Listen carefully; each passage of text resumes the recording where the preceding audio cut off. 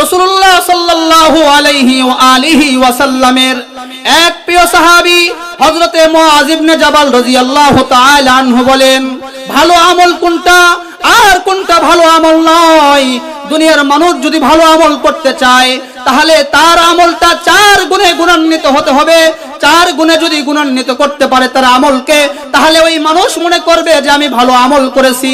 আর যদি তার আমলের ভিতরে 4 গুণ না পাওয়া যায় তাহলে ওই আমলটা ভালো হবে না, ওই আমলটা আহসান হবে না, ওটা আল্লাহ পাক কবুল করবেন না, ওটার বিনিময়ে আল্লাহ পাক জান্নাত দিবেন না। 4 গুণটা কি? কোন 4 গুণের কারণে আপনার আমার ইবাদতটা ভালো হবে, এটা আমার আপনার জানতে হবে। মুআয ইবনে জাবাল বলেন, ভালো আমলের জন্য 4 গুণের প্রয়োজন। 1 নাম্বার গুণের নাম হলো ইলম, মানে হলো জানা। আল ইলমু এটা হলো আরবি শব্দ, ফার্সিতে অনুবাদ করা হয় দানিস্তান, উর্দুতে বলা হয় জান্না, বাংলাতে বলা হয় জানা বা জ্ঞান। ইলম কি জিনিস?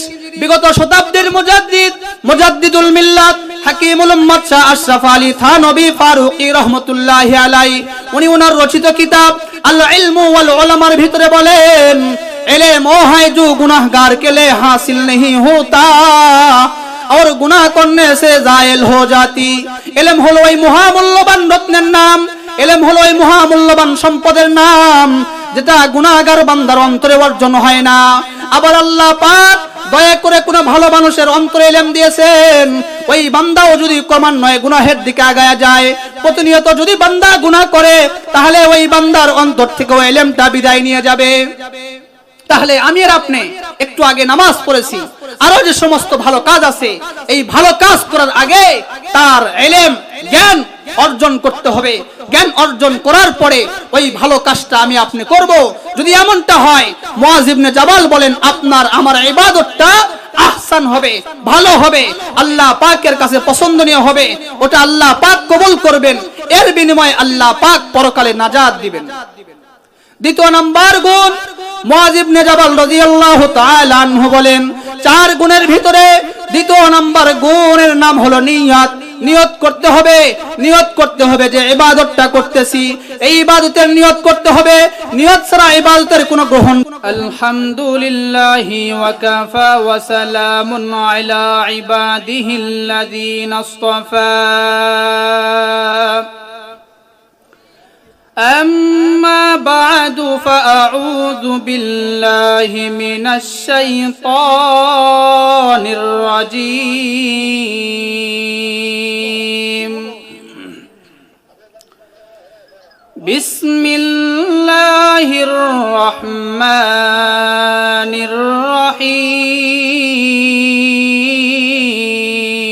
الرحيم. الذي خلق الموت والحياة ليبلوكم أيكم أحسن عملا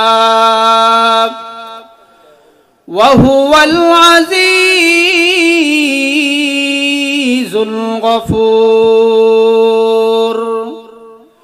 وقال النبي صلى الله عليه وآله وسلم: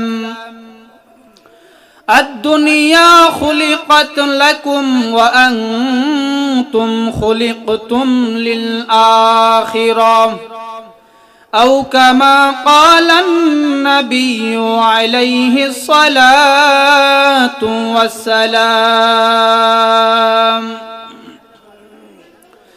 صدق الله مولانا العظيم وصدق رسوله النبي الأمي الكريم ونحن على ذلك من الشاهدين والشاكرين والذاكرين والحمد لله رب العالمين. দূর দূরান্ত হতে আগত আল্লাহ পাকের আশিকিন, জাকিরিন, শাকিরিন, মুহিব্বিন, মুরব্বিন ইজাম, কলিজার টুকরা আমার সমবয়সী যুবক বন্ধুগণ, স্নেহের ছোট ভাই, পর্দার আড়ালে অবস্থানরত শ্রদ্ধেয়া সম্মানিত মা ও বোনেরা, দয়াময় আল্লাহর দরবারে লক্ষ কোটি শুকর ও সুজুদ। যে মহান রব্বুল ইজ্জাত এই ফিতনা ফাসাদের জামানায়, মহামারীর জামানায়, ভাইরাসের জামানায়, দুর্যোগের জামানায়, অভাব অনটনের জামানায়, দুর্ভিক্ষের জামানায়, সংকটের জামানায় আমাকে আপনাদেরকে দয়া করে, মায়া করে, মোহাব্বত করে, ভালোবেসে আমাদের হায়াতকে পর্যন্ত দীর্ঘায়িত করে সুস্থ সবল রেখে মাগরিবের নামাজ জামাত সাথে আদায় করার পরে দিনই এক মজলিসে আসা বসা ও দিনের নিসবতে আমাকে কিছু কথাবার্তা বলা ও আপনাদেরকে শুনবার মতো তৌফিক দান করেছেন। নিয়ামতের শুকর আদায়তে মুসলমান হিসেবে এক আওয়াজ উচ্চ কণ্ঠে ইমানের আওয়াজকে উঁচু করে সকলেই কালিমাতুল শুকর পাঠ করি। সকলে বলে আলহামদুলিল্লাহ। লক্ষ্য করে দরুদ সালাম বর্ষিত হোক সেই মহামানবের প্রতি যিনাকে সৃষ্টি না করলে জগতের কোনো কিছুকেই সৃষ্টি করা হতো না, যিনার সম্মানিত নাম হযরত মুহাম্মদ সকলে সাল্লাল্লাহু আলাইহি ওয়াসাল্লাম। সম্মানিত উপস্থিতি, আমি আপনাদের সম্মুখে কোরআনুল কারীমের একটি আয়াত পাঠ করেছি। বিশ্ব নবী, শ্রেষ্ঠ নবী, মহানবী, জিন্দা নবী সাল্লাল্লাহু আলাইহি ওয়া আলিহি ওয়াসাল্লামের অসংখ্য অগণিত অমীয় বাণী পবিত্র হাদিস শরীফ হতে একটি হাদিস পাঠ করেছি। কিছু সময় আপনাদের সম্মুখে আলোচনা করব। এর বিষয়বস্তু হলো সৃষ্টির লক্ষ্য ও উদ্দেশ্য। আমি আর আপনি দু চোখে যা কিছু দেখি বা না দেখি সবকিছুই মাখলুক। এর একজন খালেক আছে আল্লাহ। এই মাখলুক সৃষ্টিজীবকে আল্লাহ পাক কেন সৃষ্টি করেছেন এ বিষয়ে কিছু কথাবার্তা আপনাদের সামনে বলবো। প্রাথমিকভাবে আল্লাহ পাক যে সমস্ত মাখলুকাতকে সৃষ্টি করেছেন এটাকে আমরা প্রাথমিকভাবে দুভাবে বিভক্ত করতে পারি। নাম্বার 1 মানুষ ও জিন জাতি। নাম্বার 2 মানুষ এবং জিন জাতি ব্যতি রেখে যা কিছু আমাদের চোখে পড়ে বা না পড়ে আল্লাহ পাক সৃষ্টি করেছেন। দ্বিতীয় নাম্বার প্রকার। দ্বিতীয় নাম্বার প্রকারকে আল্লাহ পাক কেন সৃষ্টি করেছেন একথা নবীজি সাল্লাল্লাহু আলাইহি ওয়াসাল্লাম হাদিসে বলছেন, যে হাদিসটি আমি খুতবার মধ্যে পাঠ করেছি। قال النبي صلى الله عليه وآله وسلم الدنيا خلقت لكم وأنتم خلقتم للآخرة। আল্লাহর নবী বলেন, দুনিয়ার ভিতরে মানুষ যা কিছু দেখে বা না দেখে, কিন্তু আল্লাহ পাক ওই জিনিসকে যদি সৃষ্টি করে থাকেন, ওই জিনিসগুলো আল্লাহ পাক বানিয়েছেন মানুষের উপকারের জন্য, মানুষের কল্যাণের জন্য আল্লাহ পাক ওটা বানিয়েছেন। আর মানুষ এবং জিন জাতিকে আল্লাহ পাক বানিয়েছেন পরকালের জন্য। অর্থাৎ নবীজি সাল্লাল্লাহু আলাইহি ওয়াসাল্লাম বলেন, মানুষ এবং জিন জাতি ব্যতি রেখে যা কিছু আমরা দেখি বা না দেখি আল্লাহ পাক বানিয়েছেন সবগুলোই মানুষের উপকারের জন্য, আর মানুষকে আল্লাহ পাক বানিয়েছেন পরকালের জন্য। তাহলে মানুষ এবং জিন জাতি ব্যতি রেখে যা কিছু আমাদের চোখে পড়ুক বা না পড়ুক আল্লাহ বানিয়েছেন সবগুলোই মানুষের উপকারের জন্য আল্লাহ বানিয়েছেন। আর মানুষ এবং জিন জাতিকে আল্লাহ পাক কেন বানিয়েছেন? কোরআনুল কারীমের মধ্যে আল্লাহ বলেন, আফাহাসিবতুম আন্নামা খলাকনাকুম আবাসা আফাহাসিবতুম আন্নামা খলাকনাকুম আবাসা ওয়া আন্নাকুম ইলাইনা লা তুরজাউন।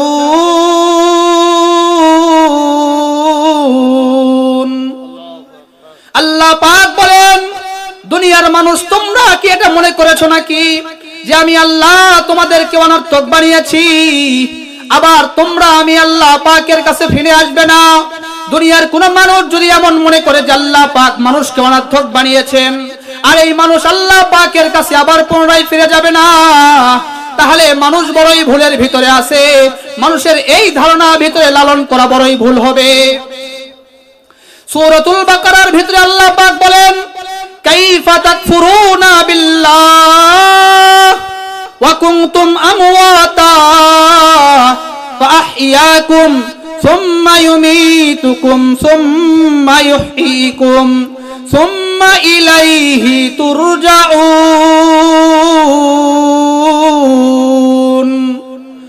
আল্লাহ পাক বলেন, দুনিয়ার মানুষ, তোমরা কিভাবে আমি আল্লাহ পাকের সাথে কুফরি করো, তোমরা কিভাবে আমি আল্লাহ পাককে অস্বীকার করো, অথচ তোমরা ছিলে মৃত, তোমাদের কোনো অস্তিত্ব ছিল না। আমি আল্লাহ পাক দয়া করে তোমাদেরকে অস্তিত্ব দান করেছি, তোমাদেরকে দুনিয়ায় পাঠিয়েছি। সুম্মা ইউমীতুকুম, আবার তোমরা মৃত্যুবরণ করবে, আবার তোমরা সকলেই মারা যাবে। সুম্মা ইউহয়ীকুম, আবার তোমাদেরকে আমি জীবিত করব। সুম্মা ইলাইহি তুরজাউন, অতঃপর পুনরায় তোমরা আমি আল্লাহ পাকের কাছে প্রত্যাবর্তন করবে। ভিন্ন আরেকটা আয়াতে আল্লাহ পাক বলেন, ওয়ামা খালাকতুল জিন্না ওয়াল ইনসা ইল্লা লিয়াবুদুন।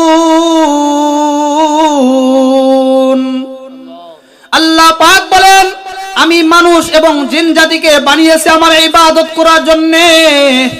আরেকটি আয়াতের ভিতরে আল্লাহ পাক বলেন, আল্লাযী খালাকাল মাউতা ওয়াল হায়াতা লিয়াবলুয়াকুম আইয়ুকুম আহসানু আমালা ওয়া হুয়াল আজিজুল গফুর।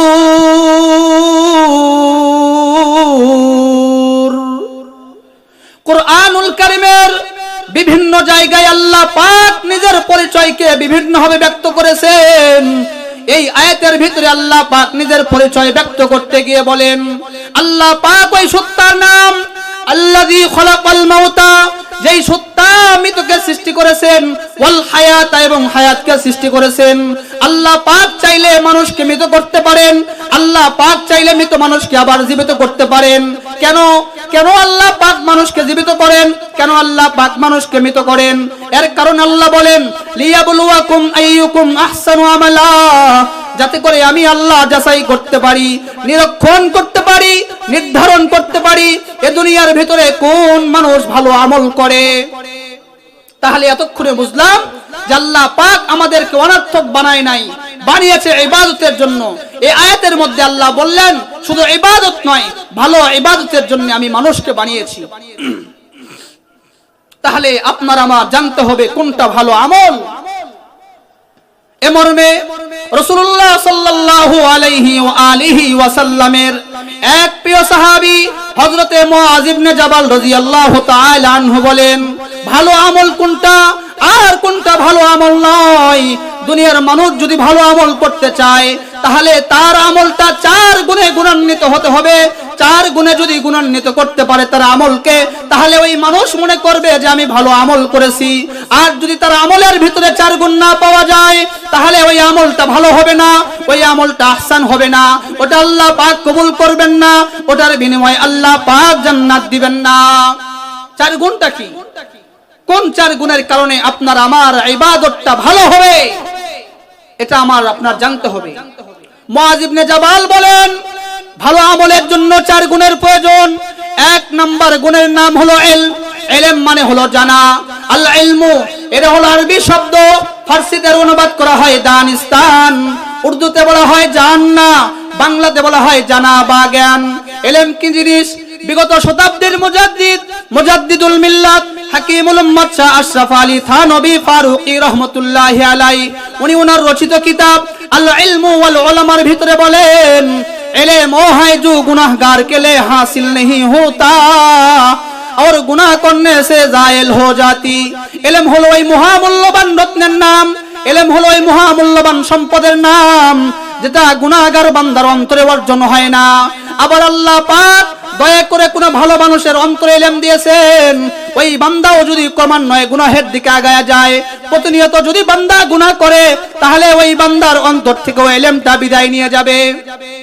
তাহলে আমি আর আপনি একটু আগে নামাজ পড়েছি, আরো যে সমস্ত ভালো কাজ আছে, এই ভালো কাজ করার আগে তার ইলম জ্ঞান অর্জন করতে হবে।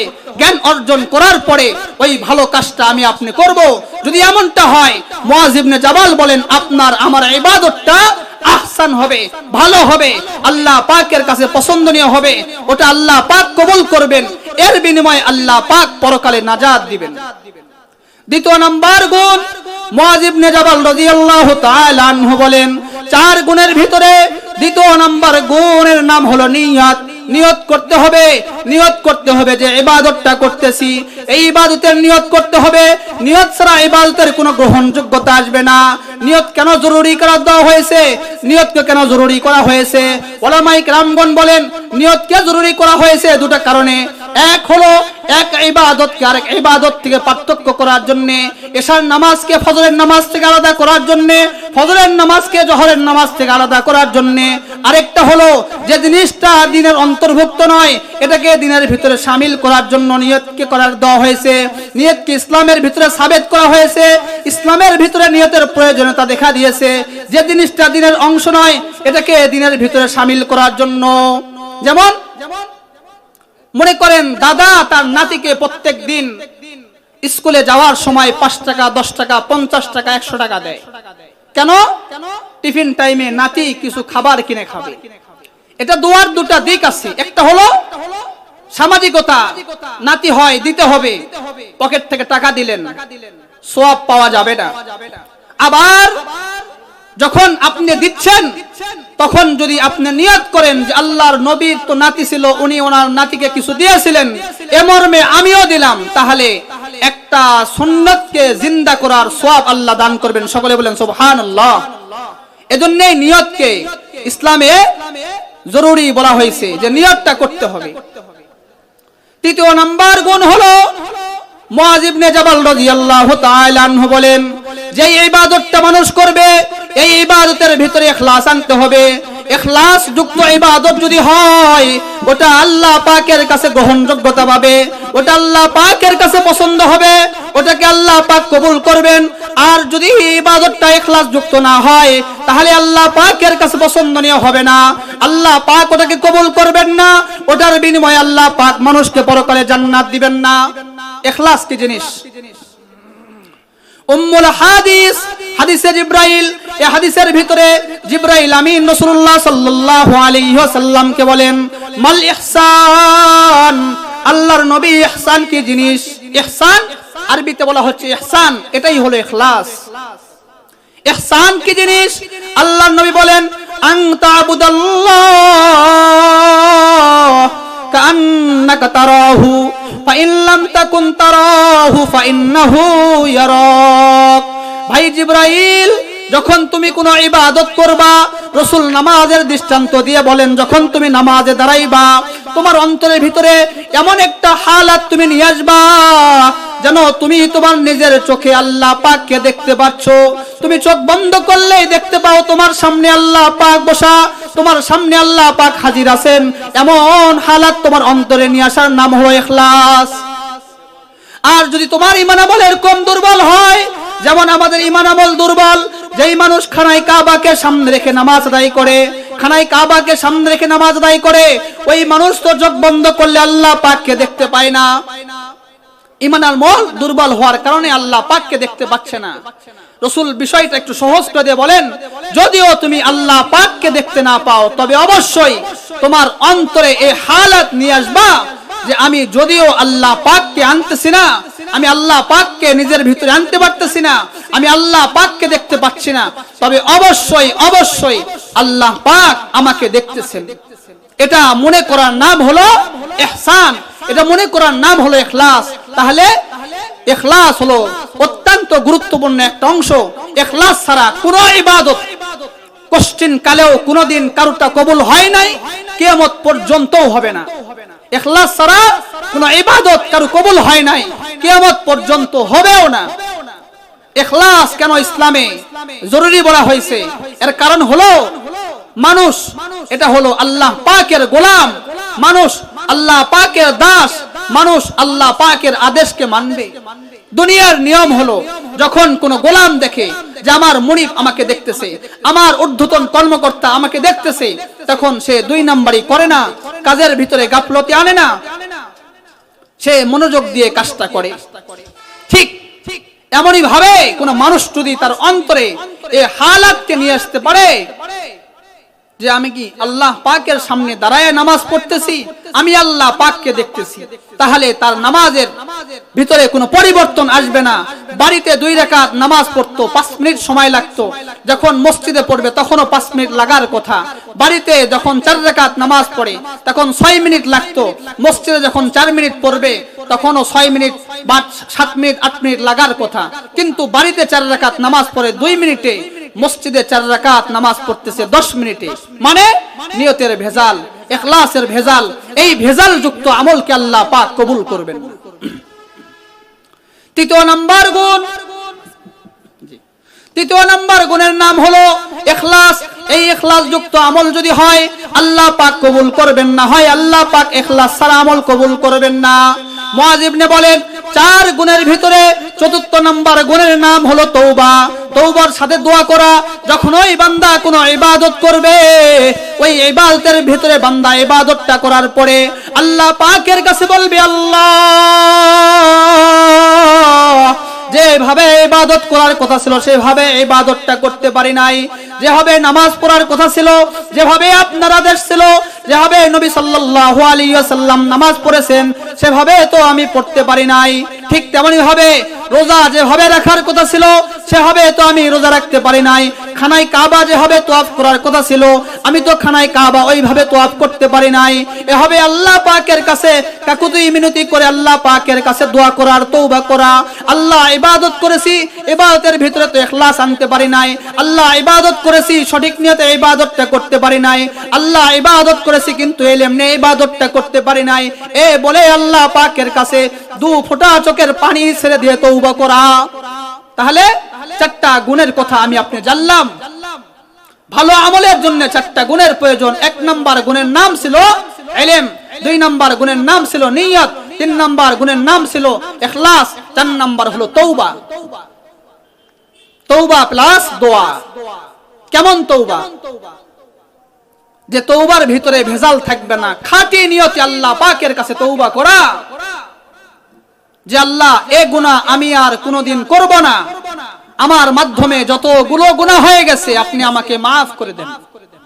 তওবার বিভিন্ন স্তর আছে। একটা স্তরের কথা আপনাদের সামনে বলে আমি আমার সংক্ষিপ্ত বক্তব্য শেষ করব। রাসূলুল্লাহ সাল্লাল্লাহু আলাইহি ওয়াসাল্লাম যখন জীবিত ছিলেন ওনার সামনে 1.5 লক্ষ সাহাবায়ে কেরাম ছিল।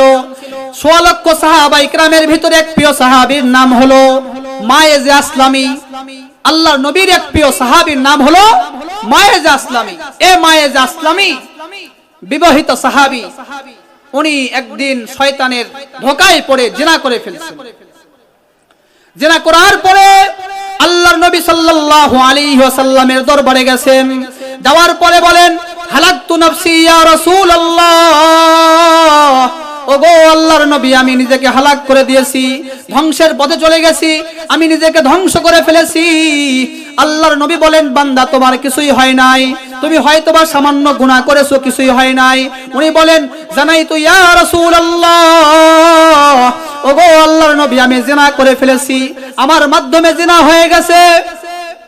যখন মায়েজ আসলামী রাসূলুল্লাহ সাল্লাল্লাহু আলাইহি ওয়াসাল্লামের সামনে কোথায় ইকরার করছেন, এটা স্বীকারোক্তি দিয়েছেন যে আমি জিনা করেছি, রাসূল তার দিক থেকে মুখটা সরায় নিয়েছেন। এরপরে মায়েজ আসলামী ডান দিক যায় বলে, নবী আমি জিনা করেছি, বাম দিকেও যায় বলে আমি জিনা করেছি, পিছনে গিয়েও বলেছে আমি জিনা করেছি। একাধিকবার যখন ইকরার হয়ে গেছে, ইসলামের নিয়ম হলো যখন কোনো বিবাহিত পুরুষ যখন জিনা করবে তখন তাকে সঙ্গে সার করা হবে, প্রস্তর আঘাতে তাকে দুনিয়া থেকে বিদায় করা হবে। আল্লাহ নবী তখন বলছেন, মায়েস তুমি জিনা করো নাই। মায়েস বলতেছেন যে আল্লাহ তো দেখছেন, নবী আমি আল্লাহকে হাজির ও নাজির জানে বলতেছি আমি জিনা করেছি। আমি চাই না পরকালের শাস্তি ভোগ করব, পরকালের শাস্তি ভোগ করার সাধ্য ক্ষমতা আমার নেই, দুনিয়াতে আপনি আমাকে পবিত্র করুন। ইসলামের নিয়ম অনুযায়ী রাসূল বলছেন শুক্রবারের দিন, আজকে যেমন শুক্রবার সেদিনও ছিল শুক্রবার, আসরের নামাজের পরে মসজিদে নববীর সামনে এক বুক পরিমাণ গর্ত করা হবে, মায়েজ আসলামীকে গর্তের ভিতরে রাখা হবে। সাহাবায়ে কেরাম তোমরা সকলেই বড় বড় পাথর নিক্ষেপ করে মায়েজকে দুনিয়া থেকে বিদায় করে দিবে। আল্লাহর নবীর আদেশ নবী দিয়েছেন, দিয়ে নবী দূরে চলে গেছেন। নবী গিয়ে কান্না করতেছেন, আজ আমার এক প্রিয় সাহাবীকে প্রস্তর আঘাতে পাথর নিক্ষেপ করে দুনিয়া থেকে বিদায় করা হবে। নবী সহ্য করতে পারতেছিলেন না। সাহাবায়ে কেরামগণ মায়েজ আসলামীকে গভীর গর্তের ভিতরে নামাইয়া পাথর মেরে মেরে দুনিয়া থেকে বিদায় করে দিচ্ছিলেন। এমন এক সময় মায়েজ আসলামী গর্ত থেকে উঠে দৌড় দিয়েছে। সাহাবায়ে কেরামগণ দৌড়াইয়া তাকে ধরে নিয়ে আসছেন। ধরে নিয়ে এসে আবারও গর্তের ভিতরে নামাইয়া তাকে আবার পাথর মেরে নিক্ষেপ করে দুনিয়া থেকে বিদায় করে দিয়েছেন। এরপরে এক সাহাবী নবী সাল্লাল্লাহু আলাইহি ওয়াসাল্লামের দরবারে হাজির হয়েছেন। দেখেন নবীর দুই চোখ থেকে পানি পড়তেছে। সাহাবী জিজ্ঞাসা করেন যে নবী আপনি কেন কান্না করতেছেন? নবী বলেন আমার মায়েজের কি অবস্থা? ওই সাহাবী বলেন নবী আপনি আদেশ করেছিলেন প্রস্তর আঘাত তাকে দুনিয়া থেকে বিদায় করার জন্য, আমরা তাই করতেছিলাম। মাঝখানে মায়েজ উঠে দৌড় মেরেছিল, আমরা তাকে ধরে নিয়ে আসছি, আবার পা মাটির ভিতরে রাখছি, প্রস্তর আঘাতে দুনিয়া থেকে বিদায় করে দিয়েছি। রাসূল বলেন আহ! এরপর রাসূলের কান্নার স্পিড আরো বেড়ে গেছে। আল্লাহর নবী কান্না করতেছিলেন, কান্না করতে করতে এক সময় বেহুশ হয়ে যাবেন এমন অবস্থা। এরপর নবী সাল্লাল্লাহু আলাইহি ওয়াসাল্লাম বলেন তোমরা কেন মায়েজকে প্রস্তর আঘাতে দুনিয়া থেকে বিদায় করে দিলে? তাকে ছেড়ে দাওনি কেন? তাকে নাজাত দাওনি কেন? তাকে ছেড়ে দিতে চলে যেত সে। এরপরে নবী সাল্লাল্লাহু আলাইহি ওয়াসাল্লাম বলেন লাকাদ তাবা তাওবাতান লাউ কুসিমাত আলা আহলিল মদিনাতি লাওয়াসাআতহুম। বুখারী শরীফের মধ্যে রিওয়ায়াত আসছে আমার মায়েজ এমন ইখলাসের সাথে আল্লাহ পাকের কাছে তওবা করেছিল, এই পুরা মদিনাবাসী যদি আজ থেকে নিয়ে কিয়ামত পর্যন্ত জিনা করে, পুরা মদিনাবাসী আজ থেকে নিয়ে কিয়ামত পর্যন্ত জিনা করে, তাদের কোনো ভালো আমল থাকবে না। তাদের নাজাতের জন্য যদি এক মায়েজের তওবাকে বন্টন করে দেওয়া হয়, সকলের নাজাতের জন্য যথেষ্ট হয়ে যাবে।